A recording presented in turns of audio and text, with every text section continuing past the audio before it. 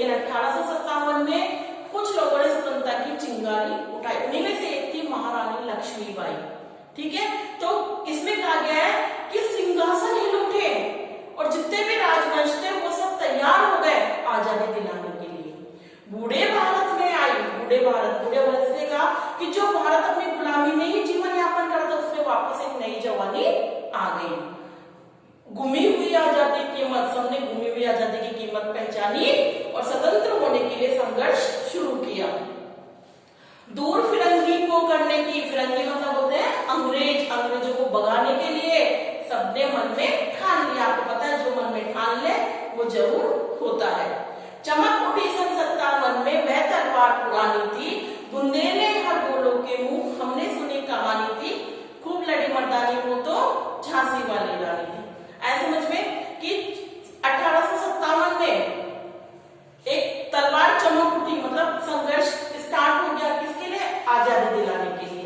ठीक है, नेक्स्ट, कानपुर के नाना की मुंह बोली बहन छबीली थी। महारानी लक्ष्मीबाई के बारे में बताया कि कानपुर के जो नाना थे वो उनकी मुंह बोली बहन थी। क्या नाम था? छबीली।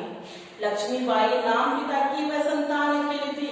लक्ष्मीबाई अपने संतान की इकलौती संतान थी, एक ही बेटी थी। नाना के संग पढ़ती, वह नाना के संग खेली थी, वह नाना के संग पढ़ती थी और नाना के संग ही खेलती थी। बच्ची ढाल कृपाण कटारी उसकी यही सहेली थी। अंडरलाइन करो उसकी सहेलियां कौन कौन थी? बच्ची, ढाल, कपाण, ये सब उसकी सहेली थी। वीर शिवाजी की गाथाएं उसको याद जवानी थी। लक्ष्मीबाई को शिवाजी की गाथाएं मुंह जवानी याद थी। बुंदेले हर गोलों के मुंह, हमने सुनी कहानी थी, खूब लड़ी मर्दानी वो तो झांसी वाली रानी थी। लक्ष्मी थी या दुर्गा थी, वह स्वयं वीरता की अवतार थी। लक्ष्मीबाई के बारे में कहा है कि वो लक्ष्मी थी या दुर्गा थी, वो तो स्वयं वीरता की अवतार थी, मतलब एक देवी थी वीरता की। देख मराठे पुलकित होते, उसकी तलवार के बाद जो मराठे थे वो उसकी तलवार यानी उसकी वीरता को देखकर बहुत खुश होते थे। नकली युद्ध व्यूह की रचना और खेलना खूब शिकार। को क्या खेल खेलती थी? नकली युद्ध हो गया, व्यूह रचना हो गई, शिकार हो गया, ये सब खेल खेलती थी। सैन्य घेरना, दुर्ग तोड़ना, ये प्रिय खिलवाड़ थे, यानी सेना को तोड़ना, दुर्ग तोड़ना, नकली युद्ध करना, शिकार करना, ये सब उसके प्रिय खेल थे। महाराष्ट्र कुल देवी उसकी आराध्य भवानी थी। लक्ष्मीबाई की आराध्य कौन थी? भवानी। महाराष्ट्र की जो कुल देवी थी वो भवानी उसकी आराध्य थी। बुंदेले हर गोलों के मुंह, हमने सुनी कहानी थी, खूब लड़ी मर्दानी वो तो झांसी वाली रानी थी। हुई वीरता की वैभव के साथ सगाई झांसी में। अब लक्ष्मीबाई के जो झांसी के राजा थे उनके साथ उनकी सगाई हो गई। ब्याह हुआ, रानी बन आई लक्ष्मीबाई झांसी में और शादी करके लक्ष्मीबाई कहां पर आ गई? झांसी में। राजमहल में बजी बधाई, खुशियां छाई झांसी में। शादी की वजह से चारों तरफ झांसी में खुशियां छा गई। सम्राट बुंदेलों की वीरतावली सी वह आई झांसी में। चित्रा ने अर्जुन को पाया, चित्रा ने अर्जुन को पाया, शिव से मिली भवानी थी। जिस तरह चित्रा ने अर्जुन को प्राप्त किया और शिव शंकर ने, भगवान ने पार्वती को प्राप्त किया, उसी तरह झांसी के राजा ने लक्ष्मीबाई को प्राप्त किया। बुंदेले हर गोलों के मुंह, हमने सुनी कहानी थी, खूब लड़ी मर्दानी वो तो झांसी वाली रानी थी। उदित हुआ सौभाग्य मुदित महलों में उजियारी छाई। सौभाग्य उदित हुआ और झांसी के महलों में उजाला छा गया। किंतु काल गति चुपके चुपके काली घटा ले आई। लेकिन लक्ष्मीबाई के जीवन में ज्यादा दिन खुशियां नहीं रही और अचानक उसके जीवन में काली रात आ गई। तीर चलाने वाले कर में चूड़ियां कब आई थी? अरे लक्ष्मीबाई के जो हाथ थे वो तो तीर चलाने वाले थे, उनको चूड़ियां अच्छी नहीं लगी थी। रानी विधवा हुई, हाय विधि की दया नायक, और कम उम्र में ही रानी विधवा हो गई, भगवान को दया भी नहीं आई। निसंतान मरे राजा जी, रानी शोक समानी थी। जो राजा जी थे वो निसंतान ही मर गए थे और रानी शोक में डूब गई थी, दुख में डूब गई थी। बुंदेले हर गोलों के मुंह, हमने सुनी कहानी थी, खूब लड़ी मर्दानी वो तो झांसी वाली रानी थी। बुझा दीप झांसी का तब डलहौजी मन हर्षाया। जो डलहौजी था अंग्रेज, जैसे झांसी का राजा मर गया तो मनी मन खुश हुआ कि अब झांसी में अपने अधिकार में कर लूंगा। राज्य हड़प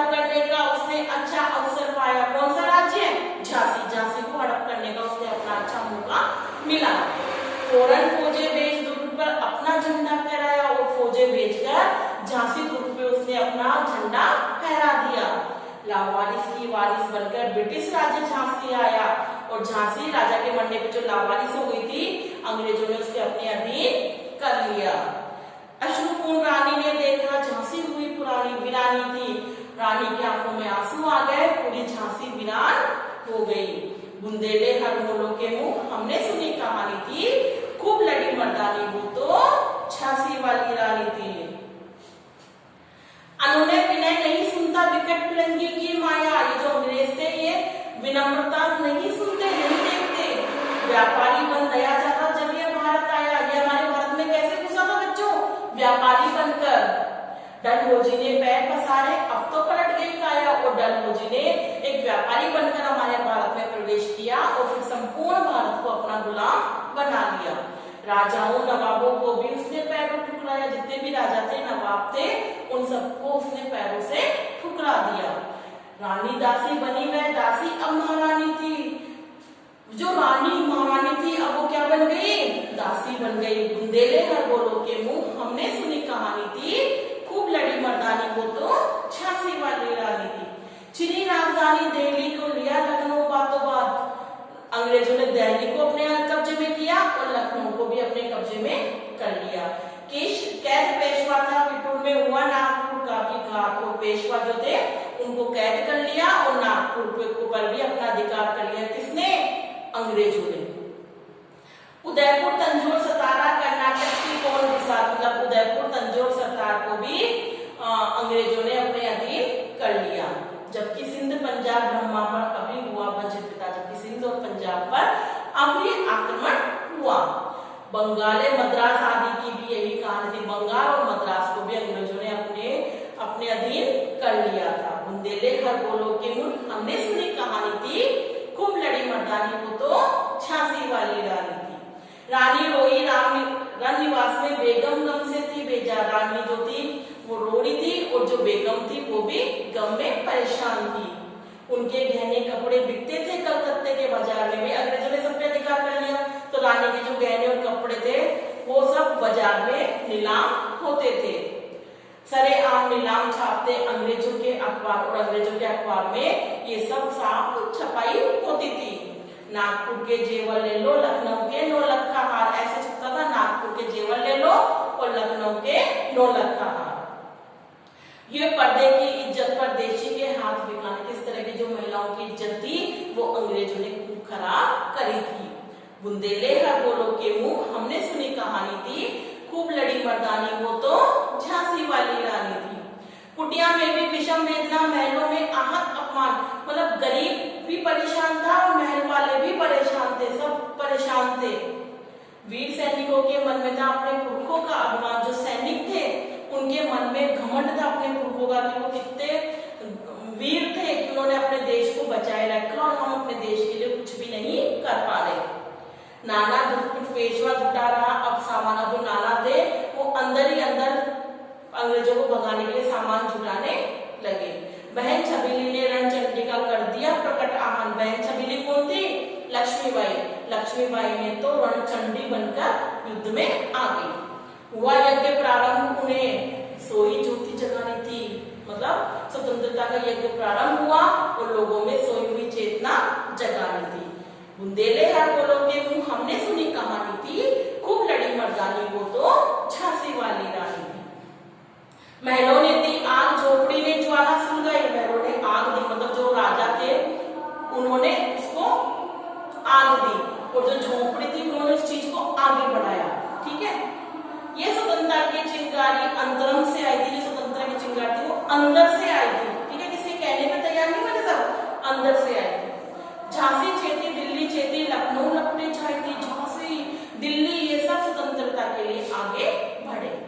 मेरठ कानपुर पटना ने भारी धूम मचाई थी और मेरठ और कानपुर पटना ने भी धूम मचाई थी। जबलपुर कोल्हापुर में भी हलचल नुकसानी थी। जबलपुर और कोल्हापुर में भी हलचल हुई, किसकी? स्वतंत्रता की। बुंदेले हर बोलो के मुंह हमने सुनी कहानी थी, खूब लड़ी मर्दानी वो तो झांसी वाली रानी थी। इस स्वतंत्र महायज्ञ में कई वीरवर आएगा। ये जो स्वतंत्रता का यज्ञ था, इसमें बहुत से वीर गति को प्राप्त हो गए। नाना दुखपत तात्या चतुर अजीमुल्ला सरनाम अहमद शाह मौलवी ठाकुर कुंवर सिंह सैनी का विराम भारत के इतिहास गगन में अमर रहेंगे। इनके नाम कौन कौन हुए? नाना दुखपत तात्या चतुर अजीमुल्ला सरनाम अहमद शाह मौलवी ठाकुर कुंवर सिंह, ये सभी इस स्वतंत्रता संग्राम में वीर गति को प्राप्त हुए। लेकिन आज जुर्म कहलाती उनकी जो कुर्बानी थी, लेकिन जो उनकी कुर्बानी थी वो आज क्या कहलाती है? जुर्म। बुंदेले बोलो के मुंह हमने सुनी कहानी थी, खूब लड़ी मर्दानी हो तो झांसी वाली रानी। इनकी गाथा छोड़ चले हम झांसी के मैदानों में, इनकी गाथा छोड़ हम कहाँ जाएंगे? झांसी के मैदानों में। जहाँ खड़ी थी लक्ष्मीबाई मर्द बनी मर्दानों में, जो लक्ष्मीबाई थी वो मर्द बनी हुई थी उन मर्दानों के बीच में। लेफ्टिनेंट वॉकर आ पहुंचा आगे बढ़ा जवानों में, जो लेफ्टिनेंट वॉकर था वो आया और वो रानी से युद्ध करने लगा। रानी ने तलवार खींच ली, हुआ धुंध आसमानों में। रानी ने तलवार खींची और धुंध आसमानों में हुआ। जख्मी होकर वॉकर भागा, जो वॉकर था वो जख्मी होकर भाग गया। यह अजब हैरानी थी, यानी कि रानी से डर के वो भाग गया। बुंदेले का बोलो के मुंह हमने सुनी कहानी थी, खूब लड़ी मर्दानी वो तो झांसी वाली रानी थी। रानी बड़ी खाती आई 100 मील निरंतर का रानी थी, वो आगे बढ़ती गई। घोड़ा थककर गिरा, भूमि गया स्वर्ग तत्काल, और जो घोड़ा था वो थककर गिर गया और स्वर्ग को प्राप्त हो गया। यमुना तट पे अंग्रेजों ने फिर खाई रानी से हार, यमुना तट पे अंग्रेजों ने रानी से हार खाई। विजयी रानी आगे चलती किया ग्वालियर पे अधिकार, और रानी बढ़ती हुई कहाँ पहुंच गई? ग्वालियर। अंग्रेजों के मित्र सिंधिया ने छोड़ी राजधानी थी, जो सिंधिया थे अंग्रेजों का मित्र, उन्होंने अपनी राजधानी छोड़ दी थी। बुंदेले हर बोलो के मुंह हमने सुनी कहानी थी, खूब लड़ी मर्दानी वो तो झांसी वाली रानी थी। विजय मिली पर अंग्रेजों की फिर सेना घिर आई थी। विजय तो मिलती जा रही थी, लेकिन बार बार अंग्रेज उसे घेर रहे थे। अब के जनरल स्मिथ समूह था, उसने मुंह की खाई थी। पहले वॉकर आया था, अब कौन आया? जनरल स्मिथ, लेकिन वो भी मुंह की खाया। कान्हा और मंदरा से क्या रानी के संग आई थी? रानी की दो फ्रेंड थी, सहेली थी, कान्हा और मंदरा, वो भी युद्ध में बराबर लड़ रहे थे। युद्ध क्षेत्र में उन दोनों ने भारी मार मचाई थी, उन दोनों ने बहुत ही भारी मार मचा रखी थी। पर पीछे मुड़ोज आ गया, हाय गिरी अब रानी थी। दोनों तरफ सैनिक आ गए, आगे से स्मिथ और पीछे से मुड़ोज। बुंदेले हर बोलो के मुंह हमने सुनी कहानी थी, खूब लड़ी मर्दानी वो तो झांसी वाली रानी थी। तो भी रानी मार काट कर चलती बनी सैन्य पार, मतलब रानी घबराई नहीं है, मारती काटती आगे पहुंच गई। किंतु सामने वाला आया था जब संकट विषम अपार, लेकिन सामने एक संकट आया, मतलब एक नाला आया। घोड़ा अड़ा, नया घोड़ा था वो अड़ गया। इतने में आ गए सवार। रानी एक शत्रु बहुत रहे, रानी तो एक थी और उसके चारों तरफ उसके दुश्मन थे। होने लगे वार पे वार। घायल होकर गिरी सिंधनी, घायल होकर वो शेरनी जमीन धरती पे गिरी। उस वीर गति पाने से उसने को वीर गति प्राप्त हो गई। बुंदेले हर बोलो के मुंह हमने सुनी कहानी थी, खूब लड़ी मर्दानी वो तो झांसी वाली रानी थी। रानी गई सिद्धार्थ चिता, अब उसकी दिव्य सवारी थी। रानी स्वर्ग को प्राप्त हो गई और जो चिता थी वो उसकी दिव्य सवारी थी। मिला तेज से तेज वह सच्ची अधिकारी, उस तेज की वह सच्ची अधिकारी थी। अभी कुल 23 की थी, मनुज नहीं अवतार थी। मात्र 23 साल की उम्र में उसने लड़ते हुए वीर गति को प्राप्त हुई। वह मनुष्य नहीं बल्कि ईश्वर थी, अवतारी थी। उसको जीवित करने आई स्वतंत्र की नारी थी, वो स्वतंत्रता दिलाने के लिए इस धरती पर आई थी। दिखा गई पर सिखा गई, हमको जो सीख सिखानी थी वह जाती जाती हमें स्वतंत्रता की रास्ता दिखा गई। बुंदेले हर बोलो के मुंह हमने सुनी कहानी थी, खूब लड़ी मर्दानी वो तो झांसी वाली रानी थी। जाओ रानी याद रखेंगे हम कृतज्ञ भारतवासी, हम ये रानी आपको याद रखेंगे। यह तेरा बलिदान जाएगा, स्वतंत्रता अविनाशी है, तुम्हारा बलिदान कभी बेकार नहीं जाएगा। होवे जो इतिहास लगे सच्चाई फांसी की, जो मधुमाती विजय मिटा दे गोलों में चाहे झांसी की। आज भी देखो इतना टाइम अगर ये फ्रीडम झांसी लक्ष्मीबाई को पढ़ रहे हैं ना, तो ये उनका बलिदान ही है बच्चों, जिन्होंने हमें स्वतंत्रता के लिए आगे बढ़ाया। तेरा स्मारक तू ही होगी, तेरी याद तो तू ही होगी, तो खुद अमिट निशानी है, तुम तो खुद वो निशानी जो कभी मिट नहीं सकती। बुंदेले हर मोरों के मुंह, हमने सुनी कहानी थी खूब लड़ी मर्दानी, वो तो झांसी वाली रानी थी। कैसा लगा चैप्टर? अच्छा था ना? आज का काम है आप इस चैप्टर को पढ़ोगे और इस पूरी कविता को अपनी कॉपी में लिखोगे याद करके। ठीक है, कविता लिखनी है और चैप्टर